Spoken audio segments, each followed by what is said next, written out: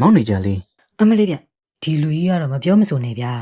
တပိတ်လွတ်ကြလို့ကိုရင်မောက်ဖိုးရဲ့ကြိမ်လုံးစာမိနေဦးမယ်နှကန်းလေးဆိုပြီးပြောနေရလေဥရားစရာလေးကွာ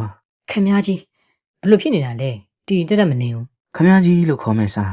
မောင်းလို့ခေါ်ပါလားမောင်းနေကြလေရေ ဘာဗျ အမလေးဗျာလန့်လိုက်တာဖြည်းဖြည်းអော်ပါအသေးကနုနုလေးရေတော့ကြာမောင်းနှလုံးသားလေးကြောက်ပြီးဖျားသွားရင်နေကြပဲအချစ်စီနဲ့ကုပေးရမှာနော် ခမကြီးနော်စကားတွေကလွန်လာပြီကျုပ်ကယောက်ျားဗျယောက်ျား ဗျာဗျမောင်းနေကြလေပြောပါဗျ ဟာဗျာ ယောက်ျားလို့ခေါ်လိုက်တာမဟုတ်ဘူးလား ဘာလို့ကြလဲကောင်းလေးတွေက ပ်ပြရကြီးပါလားဒီမှာလေနေကြတပိတ်စီတာထိုင်ကြည့်လို့ရန်လုံနေတာဒီညာသားကပြောရခက်တယ်ကပ်ပြရကြီး ဟုတ်လို့လားကွာ